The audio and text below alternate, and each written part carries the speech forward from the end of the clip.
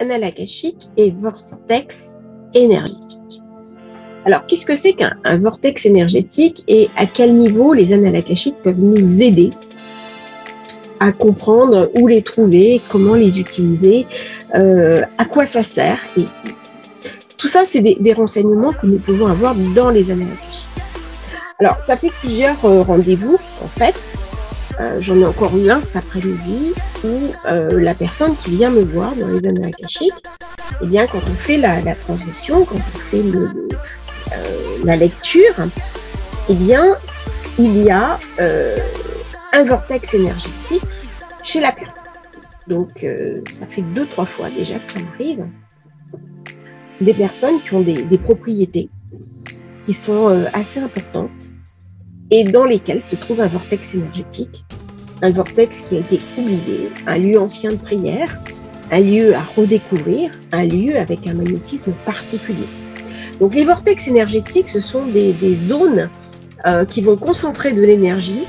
Souvent, c'est d'anciens lieux de prière, mais qui n'étaient pas là par hasard.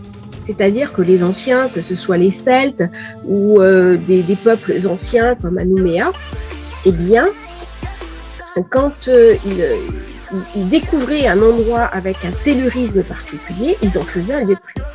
Donc c'était un lieu des fois de sacrifice, c'était des fois un lieu de prière, c'était un lieu pour se mettre en harmonie avec les forces de la nature, pour appeler des bonnes récoltes, pour appeler du soin, pour appeler de la guérison, pour se mettre en harmonie avec le divin.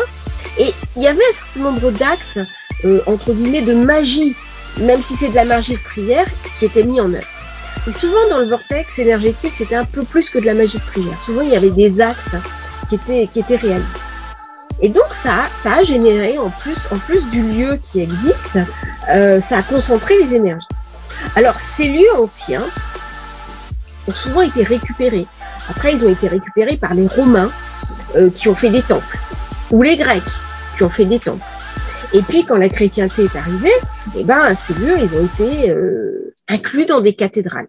Alors, il y a un lieu qui est très intéressant, hein, c'est en Sicile, à Syracuse.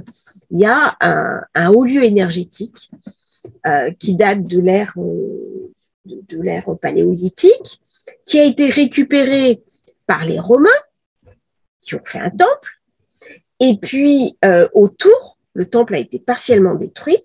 Eh bien, il y a une cathédrale qui a été créée. Et ça a donné une très, très belle cathédrale qui est dans Syracuse. Donc, c'est très intéressant parce qu'on voit les colonnades hein, à l'extérieur du temple et ça raconte justement ces hauts lieux énergétiques. Donc, ces hauts lieux énergétiques, ils se sont transmis de tradition en tradition comme ça et ils sont passés d'une croyance à une autre croyance. Mais en fait, ils sont toujours restés actifs. Et par contre, certains lieux ont disparu. Ils ont été perdus. Alors, des fois, malheureusement, il y a eu une épidémie et puis il y a toute une tribu qui a disparu. Il y a tout un savoir qui a disparu. Et des personnes vont hériter, hein, quand je dis hériter, elles vont acheter un lieu ou en hériter de par leur famille et d'un coup, elles vont se dire, mais il y a quelque chose à cet endroit. C'est un endroit sacré. Alors, on prend les pendules, on prend les cristaux, on fait venir quelqu'un qui fait de la géobiologie, on teste l'endroit. Mais dans les annales akashiques, alors c'est vraiment une réponse qui vient très vite. Oui, c'est un lieu ancien, c'est un lieu sacré.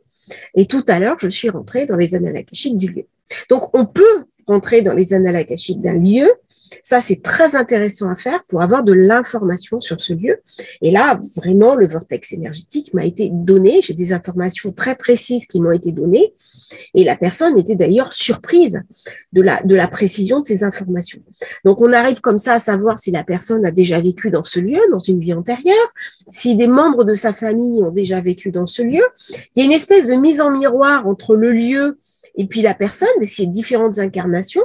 On peut revenir aussi dans ce lieu si ça a été très chargé. Et c'est assez intéressant de faire les annales akashiques du lieu et d'avoir l'origine. Il y a des lieux qui, par exemple, sont des lieux de souffrance, comme des hôpitaux, où il y a eu je me souviens avoir visité les restes d'un hôpital qui avait brûlé. Là, il y avait des restes de souffrance. Et quand on va dans les annales akashiques du lieu, ça permet justement d'avoir les informations et de nettoyer du lieu. Hein. C'est quelque chose à faire quand on exorcise, par exemple, un endroit. Eh bien, on va vraiment dans les annales akashiques du lieu, on voit ce qui s'est passé, et le lieu va vous raconter son histoire. Le but, en fait, c'est qu'il aille mieux, c'est qu'il soit guéri. On ne guérit pas juste les personnes, on guérit aussi les endroits, les lieux, les places. J'en parlerai plus longuement des annales akashiques des bâtiments. Et donc, ce vortex énergétique, eh bien, la personne m'a dit, je vais faire venir quelqu'un, on va le chercher. Et c'est la deuxième fois en 15 jours, donc ça m'a quand même frappé. Il y a quelques années, j'en parlais aussi il y a 2-3 jours avec un de mes contacts. Je suis allée à l'île Maurice, donc c'était en 2003. Pour mon voyage de noces, j'avais un ami qui m'a prêté une grande maison, qui avait la chance, qui possédait une grande maison, donc il nous l'a prêté pour notre voyage de noces. Et là, j'ai senti un vortex. Et le vortex, je l'ai senti. Je ne savais pas où il était, mais je l'ai senti. Il n'était pas encore activé. Mais quand je suis passée là-bas, j'ai fait beaucoup de prières. Je suis allée au temple hindou, qui est au temple de Grand Bassin. Donc, c'est un temple qui est hindou avec un lac. Enfin, c'est un endroit magique. Hein, c'est totalement sacré. On est en Inde, on est au Gange. Il y a des énergies extraordinaires. Et là, j'ai senti le vortex. Et le vortex, il m'a appelé. Et pourtant, le vortex, il n'avait pas été encore trouvé. Et quelques années plus tard, on a trouvé le vortex. Donc, je considère que je fais partie des gens qui ont activé le vortex. Hein. On a fait une méditation avec mon époux, celui qui était devenu juste mon époux, et on a activé le vortex. Et quelques années plus tard, les gens ont trouvé le vortex. Et c'est vrai que je vis essentiellement à côté de vortex. C'est-à-dire à Malte, dans les vieux temples mégalithes, il y a un vortex. Alors en ce moment, c'est un peu compliqué parce qu'ils ont fermé l'accès de vortex, mais j'arrive quand même à me connecter dessus. C'est-à-dire, une fois qu'on a trouvé le vortex, qu'on sait l'utiliser, on est relié à lui. Et là, j'en ai trouvé un autre à Florence. Il y en a un autre en Grèce. Enfin, il y a différents endroits que je connais dans le monde où il y a des vortex. Alors, un vortex, c'est une porte. Hein, c'est de l'énergie qui circule, c'est de l'énergie qui tourne. C'est une porte. Qu'est-ce qu'il y a derrière la porte? On choisit. Alors, il y a des vortex qui sont plutôt pour vider l'énergie et l'autre pour remplir l'énergie. Il y en a qui vident à certains moments, qui remplissent à d'autres. Mais c'est une porte. Alors, c'est sûr que par la porte, il y a les entités qui sortent. Mais par contre, on peut inverser la porte, on tourne la porte et ce sont les entités qui partent. Donc, on chasse le mauvais. Et tout ça, c'est des vortex de soins. On va soigner la terre, on va soigner le groupe, on va soigner les personnes. Donc, les vortex sont des hauts lieux énergétiques très, très intéressants, surtout quand on les utilise en lien avec les annales akashiques. Parce que quand on va dans les annales akashiques, on a le mode d'emploi. Donc, c'est assez facile, après, d'utiliser le vortex une fois qu'on a eu le mode d'emploi. C'est souvent ce qui manque. On voit un dolmen, on se dit « Ah, c'est chouette, il y a un dolmen en face de chez moi, ça m'est arrivé en Bretagne. » Oui, mais comment je l'utilise? Est-ce qu'il faut que je passe dessous? Est-ce qu'il faut que je me mette dessus? De quel côté je dois me mettre? Quand on va dans les annales akashiques, on a le mode d'emploi. Et après, le vortex, on confirme avec le pendule. Les annales akashiques, ça suffit pour l'information, mais c'est bien aussi sur du taylorisme de le confirmer avec le pendule. Ça travaille très très bien, hein, les cristaux, le pendule, les annales akashiques, tout ça s'agence sans aucun problème. Et comment dirais-je, le vortex, c'est vraiment du mode d'emploi. C'est vraiment comment dirais-je, on apprend à l'utiliser. Hein, c'est pas forcément donné. Et tous les vortex ont leur utilisation particulière. Alors, il y a des vortex très connus, hein, Bougarage, par exemple, Rennes-le-Château, c'était haut lieu. Brocéliande, c'est pareil. Vous allez à Brocéliande, c'est extraordinaire. Il y a un vortex qui est fantastique. Mais Brocéliande, c'est pareil. Il y a des lieux qui sont ambigus. Parce que dès que vous avez une concentration d'énergie, vous avez toutes les énergies qui viennent. Les bonnes, les moins bonnes. Vous avez aussi des coques de souffrance qui viennent pour essayer d'être nettoyées et de passer dans la lumière. Donc, le travail sur le vortex est très, très intéressant. Les personnes qui ont eu des vortex chez elles, je leur ai dit, d'abord, en premier, allez chercher le vortex. En deuxième, apprenez à l'utiliser. Puis en troisième, ouvrez-le. Je crois qu'actuellement, on est vraiment dans un principe d'ouverture. où la Terre a aussi besoin qu'on ouvre des choses, qu'on soigne la Terre, qu'on s'occupe de la Terre. Là, j'ai lancé un appel il y a 2 jours qui a été énormément relayé pour soigner la Terre, pour guérir la Terre, pour que tous nos travaux qu'on fasse, ils soignent la Terre. Malheureusement, à une époque, les gens, quand ils avaient des problèmes, je renvoie à la Terre. Hein, donc, ça va pas bien. Hein, tout mon négatif, j'envoie à la Terre. Sauf qu'à la fin, la Terre, qu'est-ce qu'elle reçoit? Uniquement du négatif. Alors ça, il vaut mieux éviter. Hein. Vous avez du négatif, on ne le renvoie pas à la Terre. Malheureusement, si tous les gens qui sont dans une démarche spirituelle, ils veulent décharger le négatif, s'ils se déchargent sur la Terre, vous vous rendez compte? Et puis à un moment donné, ça fait trop plein. Donc, la Terre, on lui envoie de l'amour, on lui envoie des prières, on lui envoie du soin. Hier, on a fait un énorme soin de guérison avec plein de barreurs de feu, avec plein de gens qui sont des gens qui sont dans la spiritualité. On a dynamisé, on a impulsé un mouvement. Je ne m'attendais pas du tout à ce qui allait se passer. Ça a été complètement viral. Et tous ensemble, c'est pas moi. Moi, j'ai posté un texte qui est arrivé comme ça, complètement canalisé par les annales akashiques. Je me suis levée le matin, je ne fais rien avant mon café. Là, j'ai mis mon mari en arrêt, je canalisais. Je canalisais, c'était un canal très court. Hein. Quand je canalise dans les annales akashiques, c'est court et précis. Hein. Et j'ai envoyé. C'est devenu complètement viral. Et c'est vrai que quand vous envoyez quelque chose des annales akashiques, de toute façon, c'est vrai. Il n'y a pas besoin de tricher, c'est vrai. Les gens le savent, ils sentent votre intention, ils sentent que ça parle à l'âme. Là, on est de d'âme à âme. Hein. Et ces vortex, j'ai dit aux personnes qui avaient des vortex, ouvrez-les. Parce que c'est ça maintenant, c'est pas uniquement garder pour soi. Le langage et le bénéfice, eh bien, ça va être d'ouvrir nos cœurs, d'ouvrir nos pratiques, d'utiliser nos pratiques pour soigner la Terre, pour soigner le monde, pour soigner les espèces, pour soigner les âmes groupes des espèces. C'est ça, en fait. À quoi nous sommes appelés.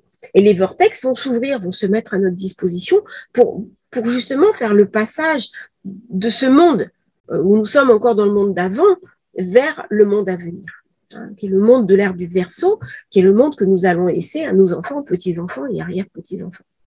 Donc pour que ce monde-là existe, hein, pour que l'humain ait du sens, pour que la nature ait du sens, pour que tout ça ait du sens, eh bien, ce sont les âmes des anciens qui viennent nous raconter en disant utilisez notre histoire, utilisez notre énergie et utilisez notre sagesse.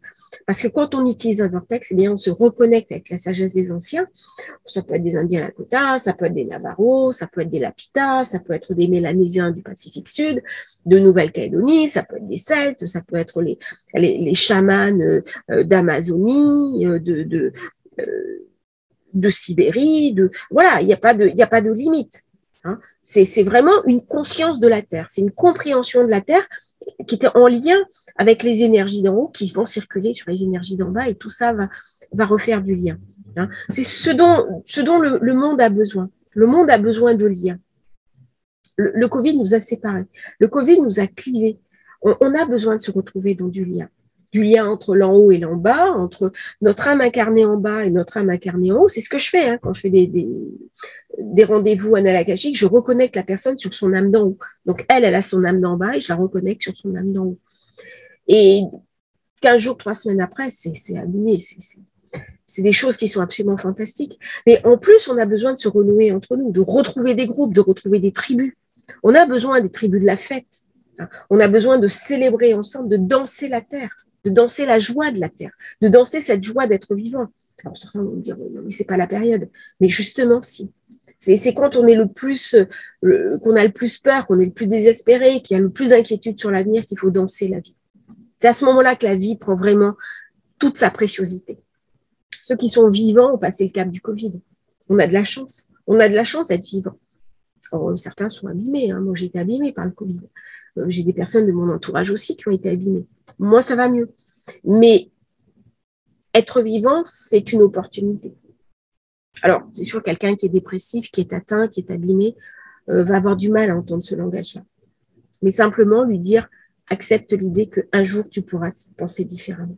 Qu'un jour, tu pourras percevoir une étincelle, que la vie, c'est peut-être autre chose que ce que tu vis actuellement. Et la vie, ça se célèbre. Ça se célèbre dans la joie. Et la lumière, c'est ça. Ce que je disais tout à l'heure à une personne qui a beaucoup souffert, en fait, la souffrance, c'est le mal. Et incarner la souffrance, c'est aussi le représenter du mal de l'adversaire. Parce que la souffrance, elle a envie qu'on soit dans la joie. Et au plus nous allons incarner la joie, diffuser la joie et irradier la joie, hein, c'est l'émanation qui est joyeuse, et bien peut-être au plus le monde va se mettre à briller et retrouver un semblant d'équilibre, si c'est possible. C'est peut-être des mots surfaits actuellement, où il y a beaucoup de souffrance, où il y a beaucoup de difficultés. J'en ai parfaitement conscience. C'est pas facile. On est vraiment à un carrefour qui est pas facile. C'est pas évident. Quand je vois comment les choses changent, comment les efforts sont réduits à néant en quelques minutes, quelques instants, quelques heures, quelques jours, on se dit que va être l'avenir? Eh bien, l'avenir, simplement, il sera ce que nous en serons. Tous. Nous avons les outils dans nos mains, à condition qu'on ne perde pas espoir, à condition qu'on ne baisse pas les bras. Le sage, il tombe 7 fois, et 7 fois, il se relève. C'est ça, être un sage. C'est être capable de se relever après l'adversité et de porter le flambeau pour les autres, d'amener l'espoir aux autres. C'est porter une espérance. C'est porter une parole dans des périodes qui sont très douloureuses, très difficiles. C'est porter le je suis de l'espoir et de la confiance. Et pourtant, c'est aux moments les plus troublés, les moments les plus difficiles, les plus douloureux, que certains deviennent des héros. Certaines quittent leur humanité pour se détacher du lot et incarner la meilleure partie de l'humain. N'oublions pas que l'humain, parfois, il a du monstrueux en lui. Il a des choses excessivement sombres, excessivement dures, comme la guerre, comme la souffrance, comme la prédation, comme les attentats. Et il y a aussi du génie dans l'humain. C'est aussi le Dalai Lama, c'est Alexandra Davinel, Platon, Socrate, les grands philosophes, Montesquieu, Tocqueville, le mot m'échappe, Tocqueville, Molière, Mozart, Chopin, les grands peintres, Léonard de Vinci, Botticelli. C'est ça l'humanité. C'est le meilleur comme le pire. Et c'est une invitation à chaque personne. Qu'est-ce que je veux incarner dans ma vie? Qu'est-ce que je veux être au regard du divin? Est-ce que je veux donner sur ce passage sur Terre le meilleur de moi-même, quitte à rentrer complètement dans l'action? Ça veut dire faire taire aussi le syndrome de l'imposteur, faire taire son manque de confiance, son doute. Non, je prends ma vie en main. Je doute, tant pis, je m'en fiche. J'y vais, je fonce. Je vais me tromper, mais bien sûr, je vais me tromper. Ma vidéo, elle va pas être top, tant pis, c'est pas grave, je l'envoie. Parce que je vais faire. Et vivre, c'est faire, c'est incarner, hein, c'est descendre dans la matière, c'est prendre en charge son incarnation. L'âme, elle est heureuse quand vous prenez en charge votre incarnation. Et là, les vortex peuvent vraiment nous aider, parce qu'ils alchimisent nos souffrances et on passe à autre chose. On monte son taux énergétique, on monte son niveau de compréhension. Mais en même temps qu'on monte son niveau de compréhension, son taux énergétique, eh bien, il ne faut pas oublier l'en bas et oublier de s'incarner. Hein, parce que la montgolfière, sinon, elle part en haut. Et notre incarnation, elle a besoin d'être dans la matière, dans le concret, dans l'action, justement, pour impulser, non seulement pour nous, mais surtout pour les autres. En fait, on peut parler pour soi de manière égoïste devant son miroir et tout, mais la parole qui va porter aux autres, elle est importante. Voilà, donc c'était une petite partie, une vidéo un petit court sur les vortex énergétiques. Moi, j'aime beaucoup en découvrir, j'aime beaucoup les trouver dans les annales akashiques, c'est chaque fois un véritable honneur. Et puis me rendre sur eux pour guérir, pour connecter, parce qu'on peut connecter d'un vortex énergétique à un autre. Et ça, c'est un travail passionnant sur la grille énergétique de la Terre, parce que la Terre est entourée d'une grille énergétique, et on peut connecter comme ça d'un point à l'autre et avancer. C'est un travail absolument remarquable et fascinant à faire. Belle soirée à tous et à demain pour une nouvelle vidéo dans Annales Akashiques.